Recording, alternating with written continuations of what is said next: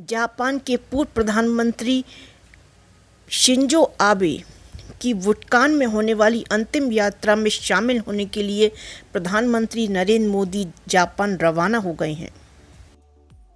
भारत और जापान की आधिकारिक मित्रता के अलावा दोनों नेता एक दूसरे के निजी तौर पर भी मित्र थे।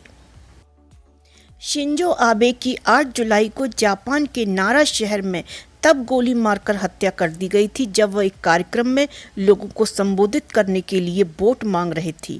गोली लगने के तुरंत बाद उनको अस्पताल में भर्ती कराया गया, लेकिन उनको बचाया नहीं जा सका। शिंजो आबे का भारत से गहरा नाता रहा है। वे अपने प्रधानमंत्री कार्यकाल में सबसे ज़्यादा भारत आने वाले जापानी पीएम रहे।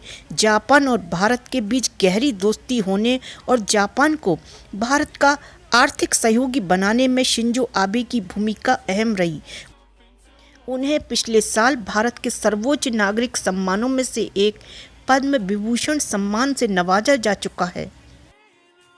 शिंजो आबे को जनसेवा के क्षेत्र में उत्कृष्ट कार्यों के लिए भारत ने वर्ष 2021 में पद्म विभूषण सम्मान से सम्मानित किया जा चुका है। जापान में आर्थिक सुधार लागू करने के लिए उनके काम को खूब सराहा जाता है। जापान को भारत का विश्वसनीय दोस्त और आर्थिक सहयोगी बनाने में जापान के पूर्व प्रधानमंत्री शिंजो आबे की अहम भूमिका रही।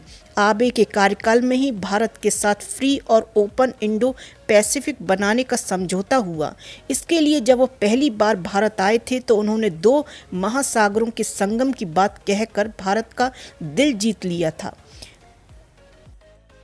2014 में, दिसंबर 2015 और सितंबर 2017 में शिंजो भारत के दौरे पर आए।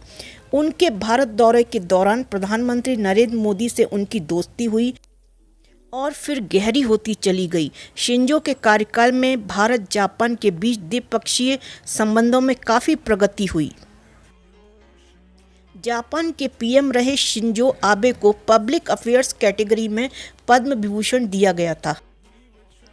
हालांकि वह पद्म सम्मान पाने वाले कोई पहले विदेशी नहीं हैं। उनसे पहले कई विदेशी हस्तियों को भारत के सर्वोच्च नागरिक सम्मानों से नवाजा जाता रहा है।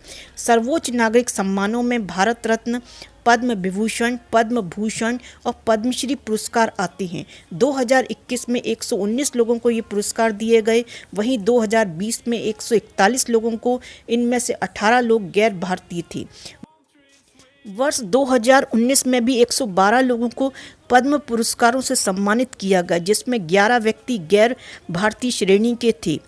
पूर्व के वर्षों में भी विदेशी नागरिकों को पद्म सम्मान दिए जाते रहे हैं।